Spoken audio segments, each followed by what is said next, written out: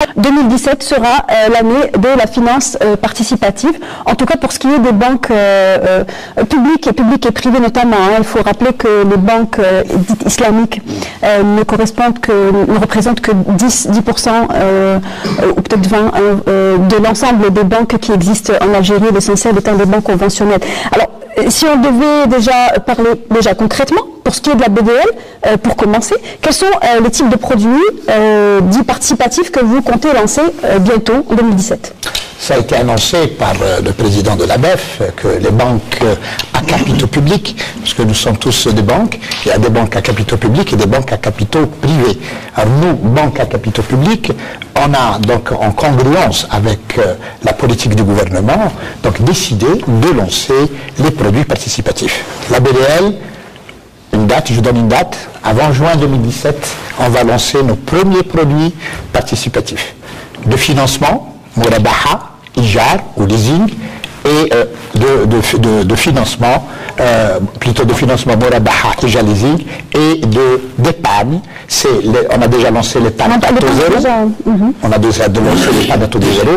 Et là, je donne un chiffre, puisqu'on l'a lancé en mai 2016, nous sommes en mars 2017, nous avons collecté à ce niveau-là quelque chose comme 6 milliards de dinars. C'est quand même important. C'est pas rien du tout. Et on va lancer donc avant juin 2017 un autre produit, c'est toujours de l'épargne, un livret épargne, mais à marge.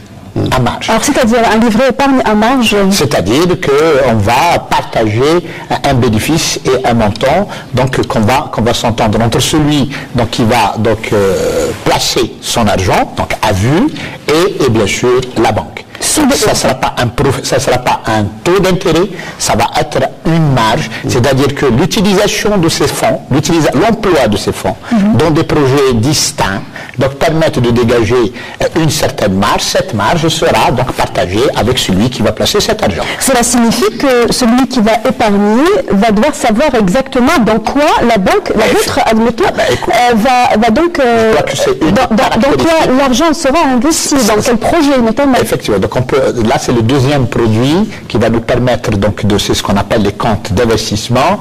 Là, dans ce produit-là, c'est le deuxième qui va bien sûr identifier le projet qui va être financé par les placements qui seront réalisés par des investisseurs, par des gens qui vont placer leurs capitaux. Les banques sont là. Ce produit, il existe, il n'est pas suffisamment vulgarisé, suffisamment démocratisé, et qu'à travers des banques conventionnelles, des banques qui plus est publiques, 85 à 87% donc de part de marché, moi j'en suis sûr et certain qu'on va booster donc, ce produit. Là c'est important. Alors, quelle est la problématique? La problématique aujourd'hui, c'est qu'en Algérie, il y a un segment de clientèle qui existe, qui est là, et qui est demandeur de ce type de produit.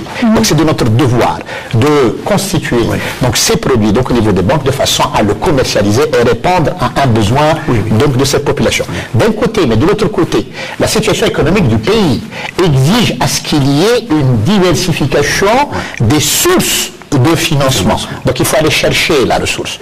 Et pour aller chercher la ressource, il faut la capter.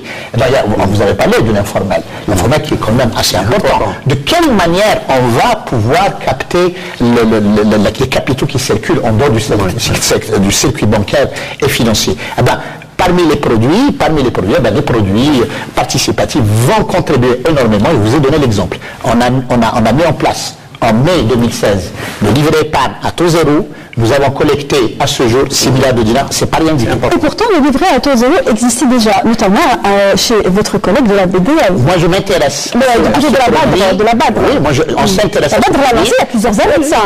Et on le suit.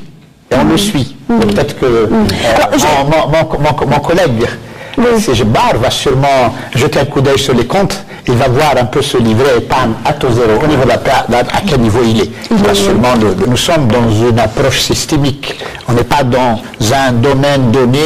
Non, il y a plusieurs éléments qui concourent à la mise en place, justement, de ce modèle de croissance économique qui va permettre, justement, de mobiliser les capitaux qui circulent en dehors du système bancaire et répondre à l'économie dans le sens où, actuellement, il y a un lourd fardeau qui est supporté par les banques, et particulièrement les banques publiques.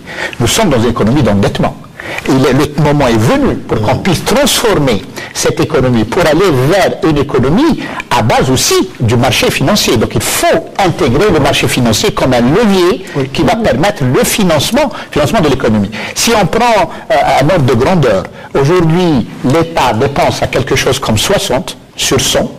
Les grandes entreprises telles que Sonalgaz ou Sonatrach dépensent quelque chose comme 25% et la sphère productive, l'entreprise, l'économie productive ne dépense que quelque chose comme 15%. Donc le moment est venu pour qu'il y ait cette nouvelle configuration de l'économie de façon à impliquer plus l'économie productive, l'entreprise, et l'entreprise qui doit être au cœur donc de l'économie nationale. Ça c'est important. L'économie, la finance participative contribuerait donc à répondre à un besoin qui est là, pressant, et n'est pas le seul, parce que notre population et le désirata, j'allais dire, des gens diversifiés, et le rôle des banques, c'est justement de répondre à ces besoins. Est-ce que les banques...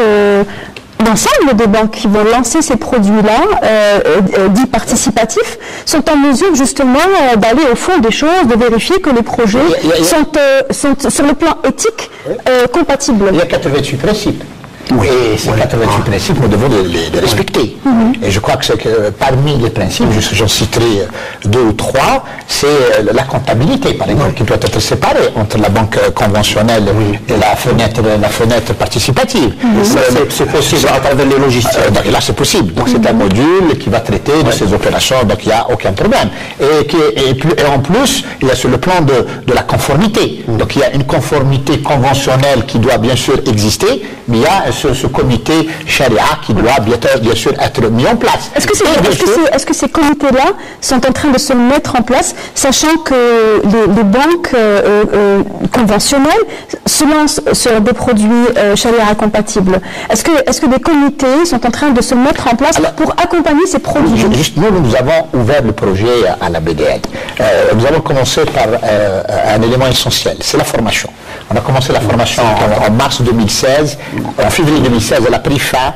Mars 2017, c'est une équipe, c'est un noyau dur, c'est des personnes qui ont suivi une formation pendant une année et qui sont aujourd'hui prêts donc à prendre en charge. Ils ont pris en charge, puisque le chef de projet a été désigné, les personnes ont été désignées et ils sont en train de mettre en place, avec un accompagnement, les procédures, la rédaction des procédures, l'organisation qu'il faut, la séparation nécessaire qu'il faut entre les fonds qui parviennent donc du circuit conventionnel, juste pour dire que tout va être fait sous l'égide de la Banque d'Algérie.